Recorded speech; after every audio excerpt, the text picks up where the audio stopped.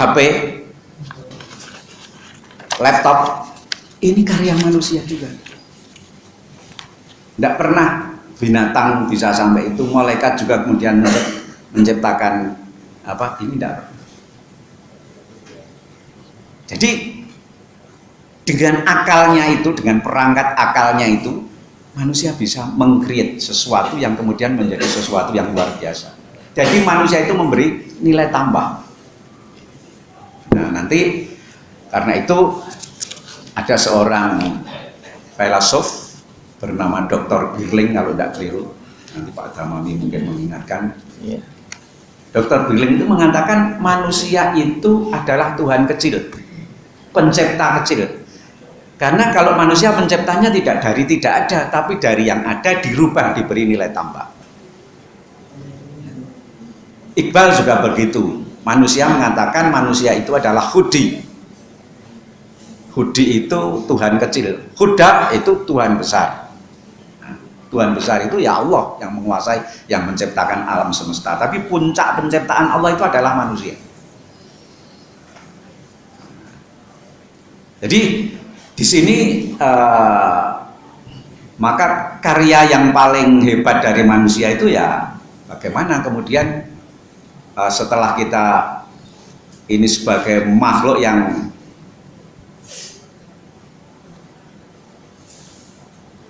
bisa, yang sebagai makhluk yang akan disiapkan sebagai khalifah, itu harus bisa menggunakan instrumen-instrumen yang tadi diberikan Allah kepada kita untuk melakukan karya yang baik. Yang nanti kalau manusia itu bisa melakukan semua itu, ya manusia akan bisa melaksanakan tugasnya. Yang kedua, manusia itu makhluk yang hebat, unik, tamis, misteri. Manusia itu bisa marah tetapi tersenyum, tersenyum tapi marah. Bisa tidak setuju tapi mandrok, bisa setuju tapi gedek. Itu karena manusia itu makhluk yang penuh misteri. Jadi apa yang dikeluarkan itu belum tentu sama dengan yang ada di dalam. Maka kita kadang-kadang hati-hati kalau berhadapan dengan seseorang, ya, terutama penipu-penipu. Tapi ya kita susah membedakan apakah orang itu penipu atau tidak.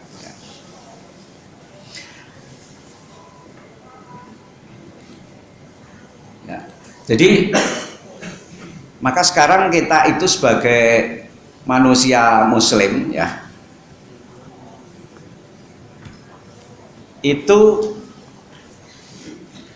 ketika kita bertauhid itu kita harus kemudian bisa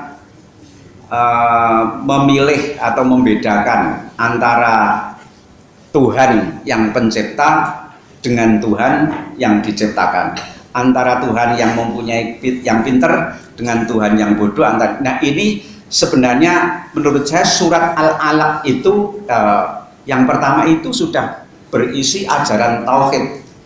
Jadi ajaran tauhid itu bukan pada qul huwallahu ahad saja, tapi sudah dimulai dengan ketika ayat pertama itu sudah ditanamkan tauhid. Karena apa? Karena Nabi itu dari ketika Nabi kebingungan tadi, orang penyembah ini kok perilakunya macam.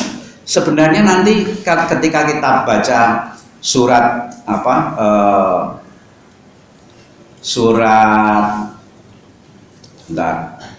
surat Al-Alaq secara keseluruhan itu kita akan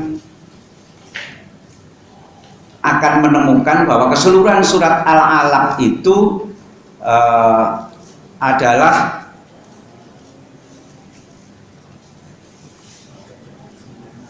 adalah surat yang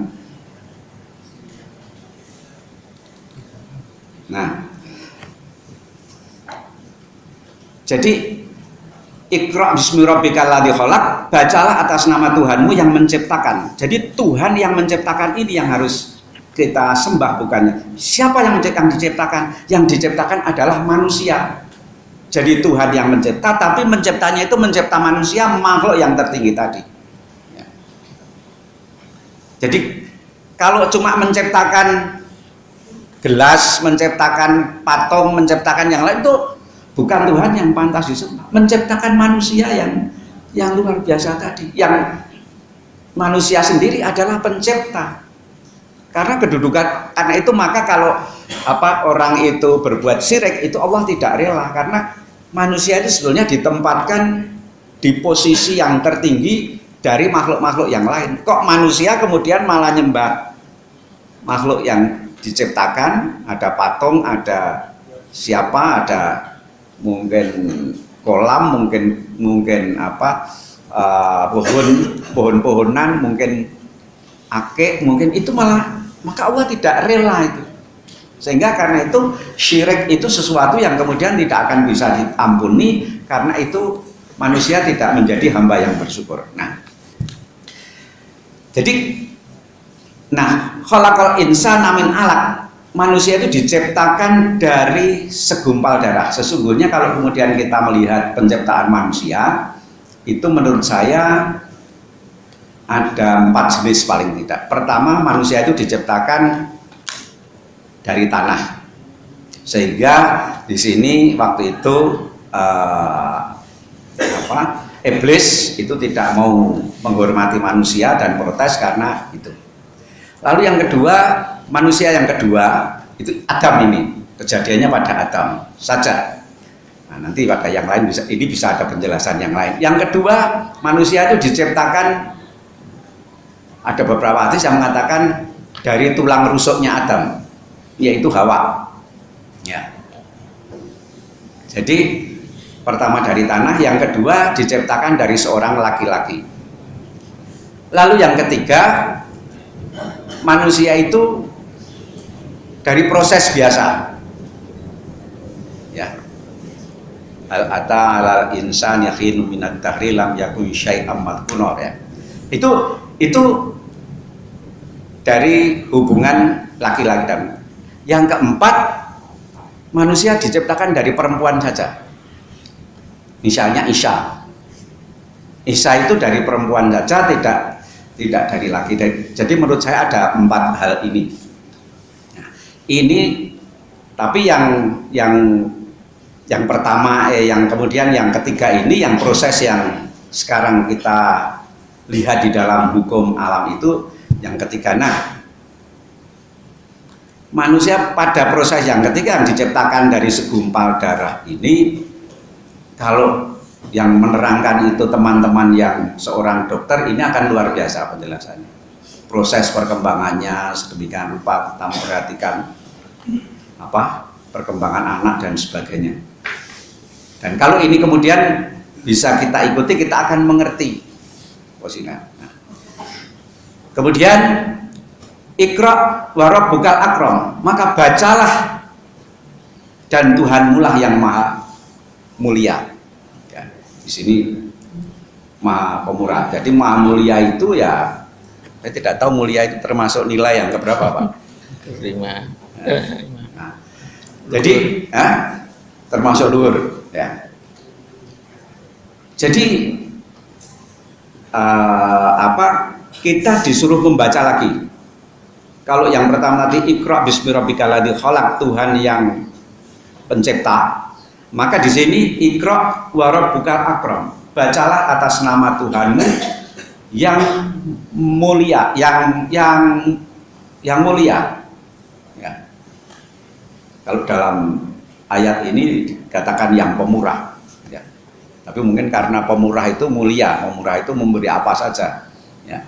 Memberikan kesehatan, memberikan ilmu, memberikan akhlak yang baik, memberikan sumber daya alam yang banyak, itu pemurah dan itu menjadi mulia. Artinya kalau bapak-bapak itu juga menjadi seorang yang mengikuti Tuhan tadi, ya, sebagai Tuhan yang punya ilmu, maka bapak juga punya ilmu, ibu punya ilmu, bapak itu kaya, maka ibu juga berusaha, bapak ibu juga berusaha untuk menjadi kaya, tapi kekayaan itu tidak untuk diri sendiri, kekayaan itu untuk kemanusiaan dan untuk pengabdian dan sebagainya, maka itu menjadi mulia, ya.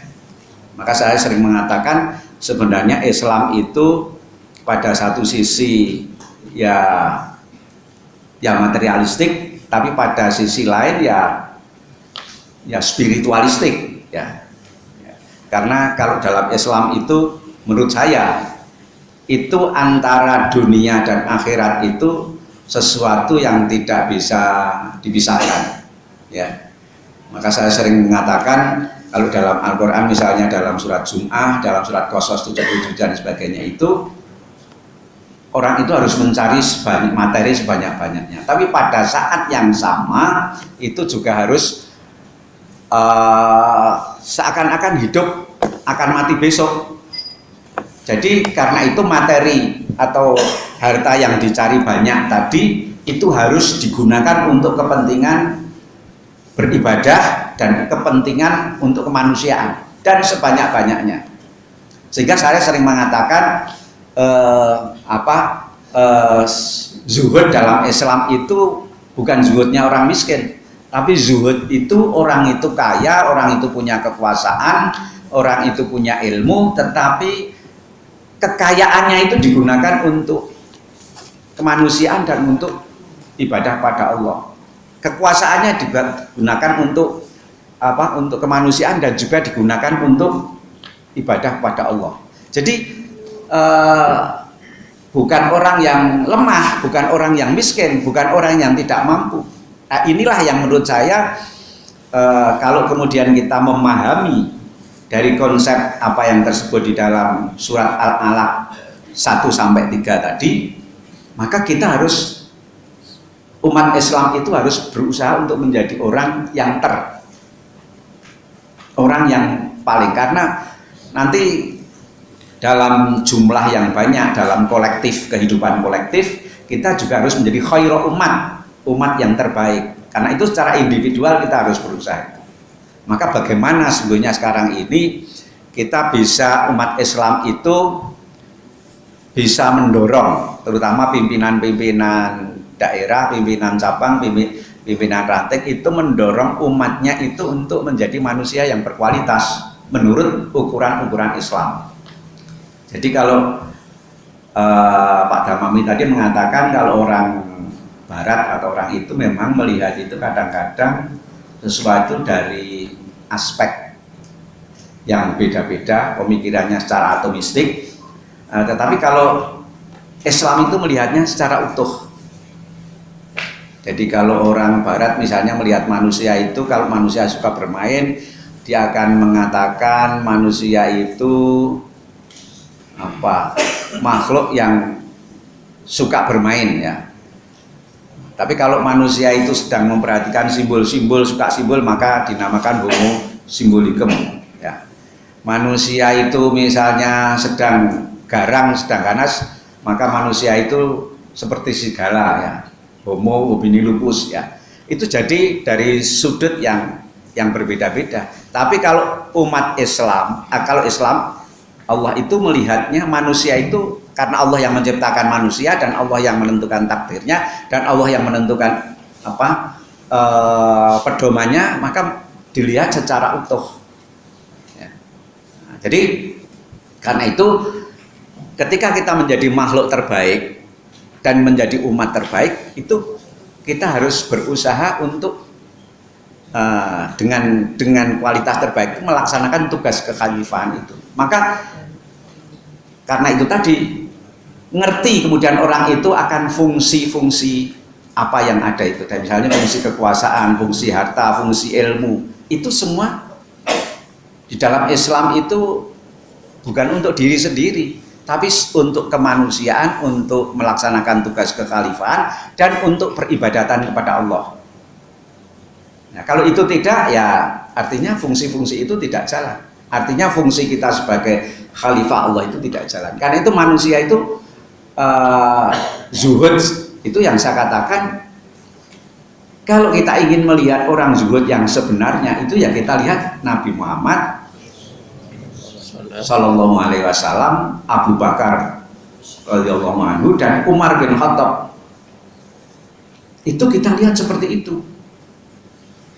Nabi Muhammad itu kan seorang yang kaya raya, ya sering saya katakan berkali-kali ya, dia keturunan orang kaya, dia berdagang berhasil, dia nikah dengan orang kaya, dia dapat ghanimah 20%, masa miskin? Nggak mungkin ya.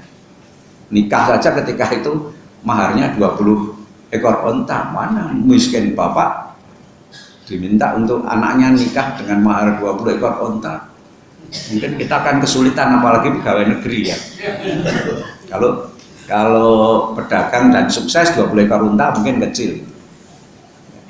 Tapi Nabi Muhammad ketika nikah itu maharnya 20 ekor unta, masa miskin? Nikah dengan orang kaya, masa jadi miskin?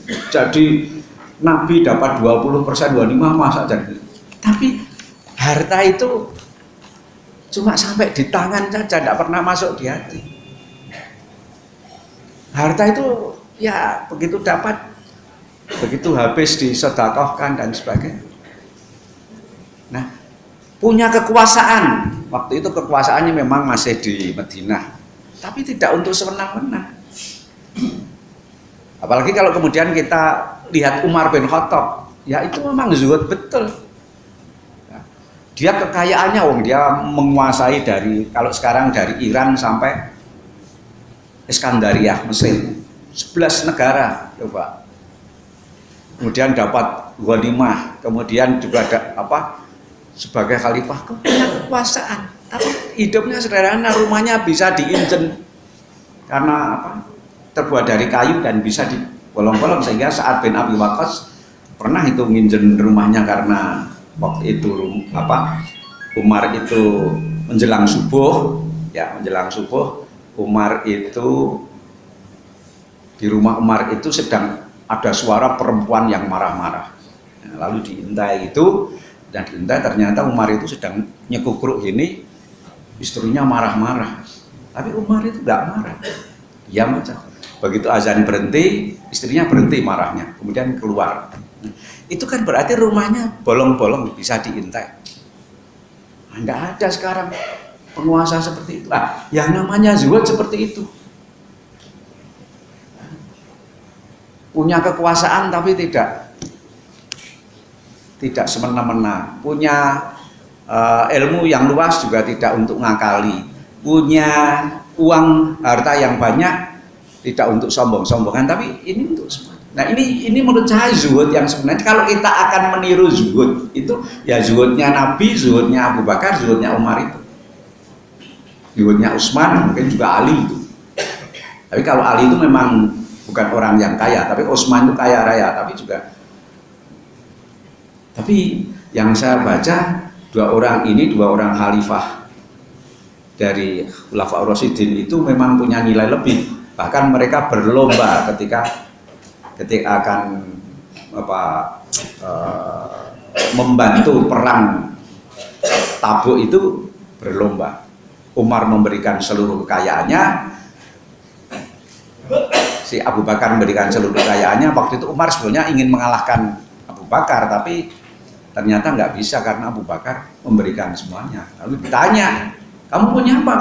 Kemudian saya punya Allah dan Rasul. Jadi harta itu cuma di tangan aja, tidak pernah masuk. Tapi mereka bukan orang-orang malas, mereka orang yang kerja keras mencari kekayaan. Ya, maka kan surat 077 itu kan wabtaghi fima atakallahu darul akhirah wala tansa nasibaka minad dunya, tapi kemudian ada terusannya, wa ahsin kama ahsanallah. Jadi mengikuti ihsannya Allah gitu loh. Berbuat baiklah sebagaimana Allah berbuat baik pada kamu.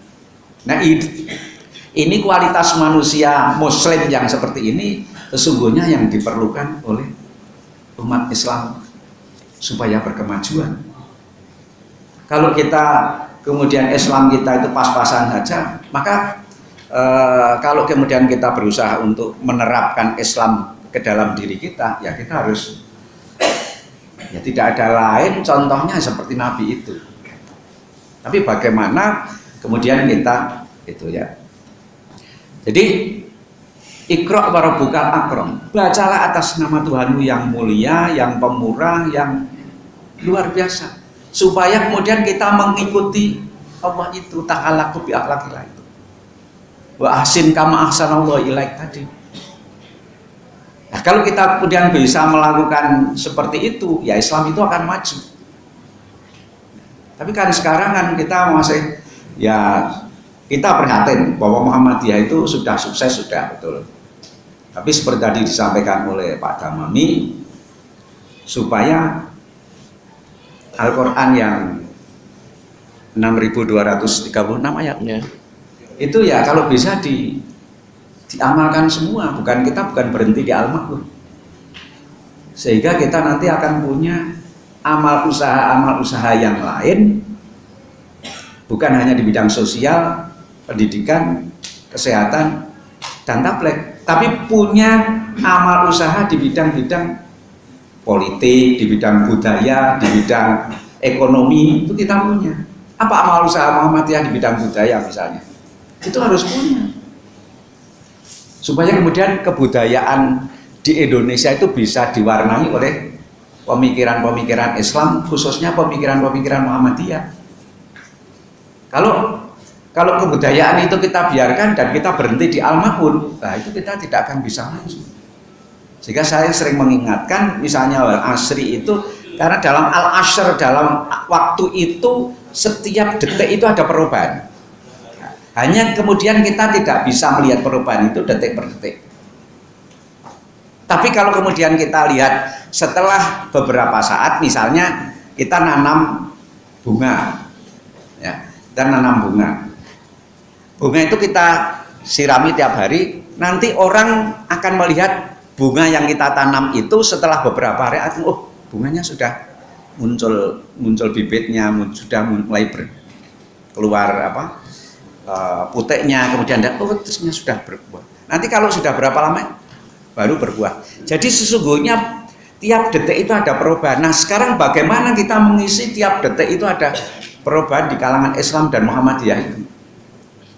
Perubahannya perubahan yang konstruktif tadi. Nah itu misalnya.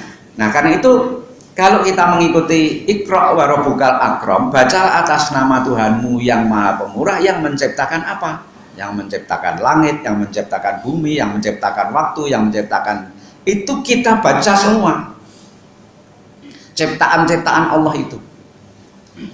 Saya ini sering kebetulan setelah tidak di PP ini, saya banyak membiakkan tanaman-tanaman bunga yang di rumah saya.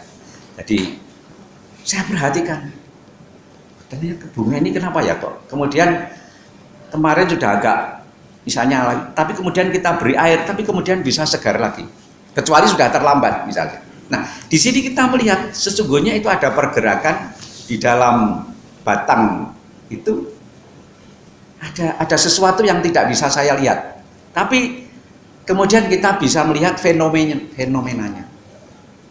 Nah jadi kembali kepada tadi, maka ketika kita membaca surat Al-Alaq pertama, kedua, dan ketiga ini, kita harus bagaimana kemudian kita mencoba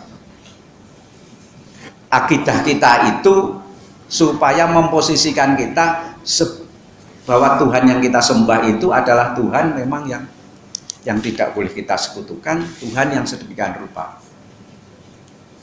Nah ini sebab ini penting menurut saya, karena nanti ini akan membentuk moral dan membentuk karakter kita ya. Nah, kemudian kalau ayat yang keempat, alladzi 'allama bil qalam, yang mengajar manusia dengan perantaraan qalam. Nah dengan qalam itu memang qalam itu adalah simbol untuk menulis, dan ini manusia diajar untuk selalu membaca. Alamal insana ma lam ya'lam, dan mengajar manusia apa yang tidak diketahui. Tapi kalau kemudian kita membaca Quran, nanti kita akan menemukan isyarat-isyarat, petunjuk-petunjuk, teladan-teladan yang ada di Al-Quran, tanda-tanda yang mengingatkan kalau kemudian kita melakukan atau mengamalkan apa yang ada dalam Al-Quran itu, kita akan selalu dapat tambahan ilmu. apakah itu sifatnya ilmu-ilmu yang sosial maupun ilmu-ilmu yang alam. Itu kita pasti akan menemukan. Ya, kita akan menemukan. Saya banyak mendapat inspirasi, misalnya akhir-akhir ini dengan ketika saya mencoba membudidayakan tanaman-tanaman bunga yang di rumah. Semula tujuan saya cuma sebagai sebuah kesibukan, tapi kemudian saya mengamati perubahan-perubahan yang ada pada tiap-tiap pohon itu. Kemarin seperti apa, sekarang seperti apa, ya. Dan itu kita akan menemukan. Jadi luar biasa ciptaan-ciptaan Allah. Tapi ini semua inspirasinya adalah dari Iqra bismi rabbikal ladzi khalaq. Tuhan yang Tuhan yang kreator tadi, Tuhan yang mencipta tadi, bukan Tuhan yang diam, bukan Tuhan yang bisu, bukan Tuhan yang diam saja, tapi Tuhan yang kreator, Tuhan yang mencipta. Nah, kemudian jadi ini sampai ayat 5 yang diturunkan, allamal insana ma lam ya'lam, yang mengajar manusia apa yang diketahui. Maka kalau kemudian kita membaca Quran, yang kalau dulu saya pernah menyampaikan surat Al-Asr itu yang pertama bukan digagas, tapi itu memang ayat itu dari Allah, tapi Imam Syafi'i menangkap adanya kekuatan yang luar biasa pada surat Al-Asr itu, dan kemudian diamini oleh Muhammad bin Abdul Wahab dan Muhammad Abdu dan oleh Kiai Dahlan, kemudian diajarkan sampai sekitar 8 bulan itu. Nah, ini memang kemudian kita akan menemukan apa yang disebutkan di dalam ayat yang kelima itu, alamal insana ma lam ya'lam. Tapi ini kita tidak berhenti di situ saja. Ayat ini kemudian kita kaitkan dengan fenomena yang ada di sekitar kita. Ya. Yang disebut misalnya dalam ayat inna fi khalqis samawati wal ardi wakhtilafil laili wan nahar, itu kita kaitkan, oh ternyata tanda-tanda Allah perubahan siang dan malam itu ada perubahan sedemikian rupa. Sehingga kalau ini kita lakukan, maka umat Islam itu akan menurut saya betul-betul apa yang disebutkan dalam surat Ali Imran 110 itu akan menjadi umat yang terbaik. Umat yang terbaik itu kan ya terbaik akhlaknya, terbaik ekonominya, terbaik politiknya, terbaik budayanya, terbaik yang lain-lain, sehingga bisa melakukan pembebasan manusia ukhrijat linnas dengan ta'muruna bil ma'ruf wa tanhauna 'anil munkar. Saya kira ini yang bisa saya sampaikan. Sekali lagi saya mohon maaf, dan saya belum bisa memberikan tulisan saya tertulis, tapi mudah-mudahan nanti bisa saya titipkan ke panitia, bisa saya kopikan nanti minggu depan atau malam Selasa yang akan datang bisa disampaikan. Mohon maaf kalau ada kekurangannya dan tidak sistematis, meskipun saya sudah berusaha untuk sistematis mengikuti KPA ini. Lebih kurangnya minta maaf. Bila taufiq wal hidayah. Assalamualaikum warahmatullahi wabarakatuh.